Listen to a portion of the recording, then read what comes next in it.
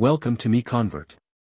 In this tutorial, I will show you how to convert LOS files to GLB format, completely free and online.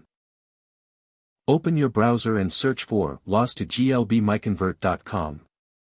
Click on the first result to go straight to the converter. You are now on the LOS to GLB converter page. The interface is clean and easy to use. Let's upload a file. Click the Choose File button. A file picker will open. Select the LOS file you want to convert, then click Open. Your file is loaded and ready. You can see the file name, size, and destination format. Click Convert now to start the conversion. The conversion is in progress. You can see the progress bar moving. This usually takes just a few seconds. Done.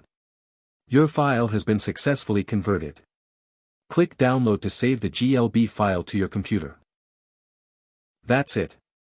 Visit MiConvert.com for more free conversion tools. Subscribe for more tutorials. Thanks for watching.